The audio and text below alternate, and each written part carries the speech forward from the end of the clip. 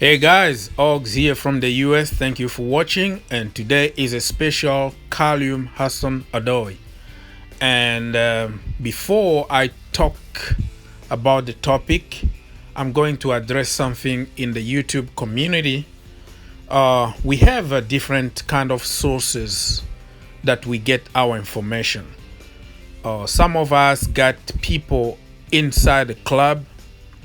Some of us get the information from newspaper, website, social media. For me, I get my information from the people inside the club, the connection that I have from those people, and my ability to speak maybe 10 different languages allows me to read website in French, German, Portuguese, and put everything together and use my common sense and provide you guys the best information that I can. But unfortunately for some other people, they just pick up one tweet and then they make it as a source of information. Anybody can make a tweet, you know. Some people would just make up a story for clickbait, and that's not supposed to be our own source of information. Social media, you can pretend to be whoever you want, and people will believe you. And so-called trusted journalists, they also guessing certain things in order to get people read their website or tweet or whatever it is. So my message to the fellow YouTube community is that you have to take some time. I know some people don't have time to do this. I don't have time, but I work for myself. I'm on my own boss and I can make my own hours. And many people don't have this kind of privilege to be in my position. But you can try to give us at least the right information and use your mind and use your common sense to try to analyze and treat the information instead of imposing us the gossip on social media. So certain people in the YouTube community are trying to blame the fans for being reactionary, but I think fans are being realistic. We are all created differently, and you can't impose to people the way of feeling or the way of reacting. I am against certain way of reacting, but at least I understand them and I respect them as long as they don't turn violent. It's all good. So in the community, they tend to say if you are not for Sarri ball and then you are not a Chelsea fan. If you criticize a certain way of play or tactics or team selection or something that's going on within the club, you are not a Chelsea fan. I don't know who do you think you are to think that everything you said is the Bible and need to be amen all the time. But hey, remember, people have a different opinion and we have to respect them. So let's go back to Hudson-Odoi. And the excuse in the community is that he is only 18 years old. He is confused because of a lot of money he's been offered. And he's thinking about his future and balancing things out between Bayern and Chelsea and blah blah blah. Guys, are we supposed really to feel sorry for 18 years old making 100k a week? Do you know how many young people in his age who can't even find food, who will work the entire day just to find something to eat for themselves? Come on. That is BS in the community. Just use your common sense, use your mind, and stop giving those kind of excuses. And guess what? Those kind of young people, they are just special kids. They have a management team with lawyers, doctors, communication, social media, you name it. So for me, there is no excuse for this kind of a special kid with special treatment about their age, because they have more than enough money, more than enough people to take care of them. And hey, how long it takes for a player to put a signature in a piece of paper. So there are some other reason behind this that I will explain later on. It has nothing to do with the age of the player. And the YouTube community need to stop, because I'm not buying this. I'm not buying this BS of excuses. Is the age thing. They need time. 8 months? 8 months of thinking? But other kids are signing immediately, you know. At City, Liverpool, Atleti, everywhere they are signing. So they are not 18 years old? Why are they signing and Hudson-Odoi still not signing? So please just think outside the box and try to give us the proper information and the proper reason behind Hudson-Odoi's situation, instead of trying just to talk nonsense that's going on social media. The other excuse is about the family, is about the race, and I hate this. Okay, many people on YouTube are saying you have to understand that they are from African descendant and our African family do this and that. That is insulting, that is degrading, and I'm not happy about that, because it could be in a white family or Asian family or any kind of family.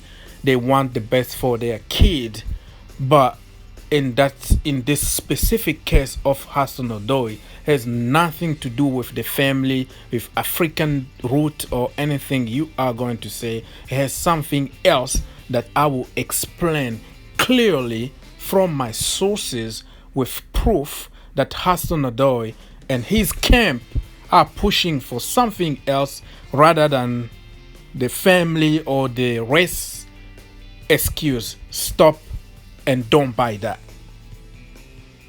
So what is really the problem with this Hudson-Odoi situation?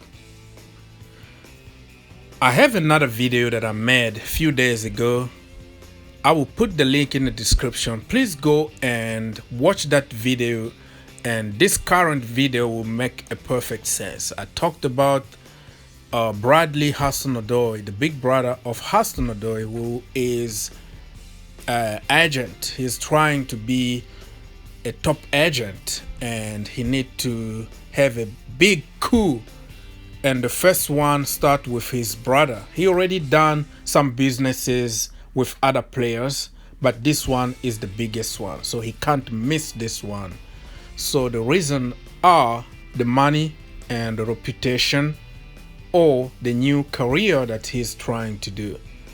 He knows that Chelsea can't afford to let Hudson-Odoi go, and Bayern desperately need him, so he's using the situation for his own good. Hudson-Odoi could go for free next year, and he could even start talking to other club from January, or sign a pre-contract agreement with other club from January. So it's a perfect situation right now that he need to get any penny that he can and make a statement about his new job. So what are the Hudson-Odoi camp demand to Chelsea Football Club? Well, a lot, but I'm gonna just say 6 of them. Number 1, the release clause. Number 2, goal bonuses. Number 3, guarantee playing time. Number 4, agent fees that could be more than 10 million. Number 5, loyalty clause. Number 6, penalty taker. And we all know about the jersey number 10 and all that. And guess what? Marina said no. and rightly so. Because guys, think about it. Unproven kid from the academy demanding all that. We don't want to make an exception. Mount just signed. Loftus-Cheek signed. N'Golo Kante did a little while ago. They didn't demand all that. Why are you gonna give unproven young kid such an advantage? What the message you are sending to other players? So going back to the release clause, think about it, guys. Why are you gonna demand a release clause before even signing a contract? This is a manipulation from the agent, because if you have a release clause, they are going to manipulate you anytime they want more money. They will do something, and you will end up by giving the player another new contract, or accept whatever the agent want. And that is not what we do at Chelsea. We're trying to tie our young player to a long-term contract and keep them as long as possible, and renew them when it's time and when they deserve a new contract. And so on top of the release clause, Callum's camp wanted to impose the amount of the release clause, and it's the same case as De Ligt, who went to Juve because they wanted to impose the release clause to Paris Saint-Germain of 150,000 euro. So if De Ligt played for 2 years in Paris, he was free to go.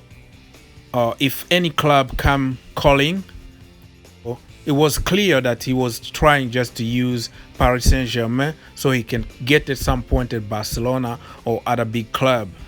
And Paris Saint-Germain said, no way, we're not going to do that, because we need somebody for a long-term project. The same thing is happening now with Callum. They want to put a certain amount so that Callum can leave anytime he wants on his own term.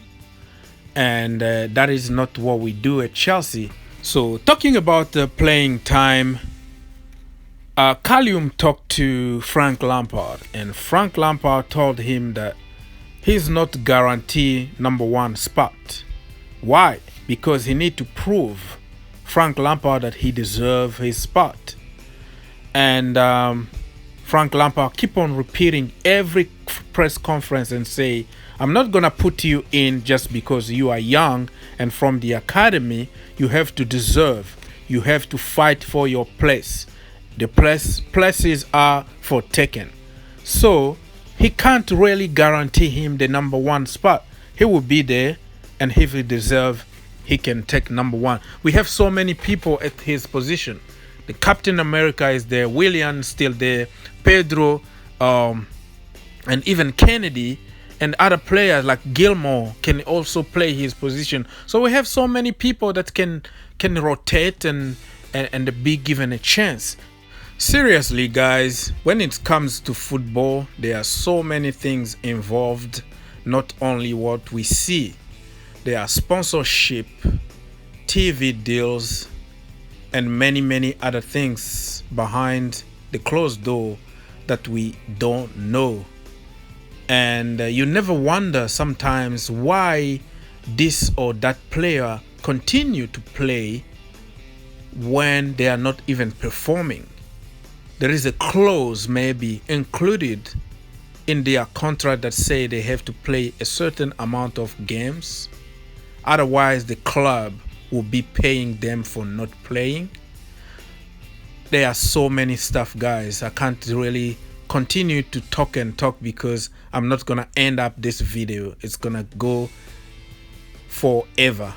But I'm trying to be very short and precise to give you just the big idea about the whole situation, and you can do your research and find out the truth. So to be demanding this kind of bonuses like goal bonuses, playing time, agent fees, loyalty fees, penalty taking, and all that. You need to prove yourself in a certain level. You have to be a Eden Hazard, Leo Messi, Neymar, Cristiano Ronaldo, Kylian Mbappe or something, but not for a kid from the academy that still we don't know what's going to happen with him in the future. And I will stay with the club on that. I will respect whatever the club decide. My conclusion is that the boy will end up by signing a contract because we are offering a better deal and he's at home instead of traveling to Germany and start a new life in a very different place that you don't know. And at some point, they have to take the ego away and accept what we are offering, because I don't think Marina would change anything. She already offered anything that she could, and it's up to Hudson-Odoi's camp to take the money or leave. So I would like to see the boy at the club, but if he doesn't want to be there, goodbye and see you later.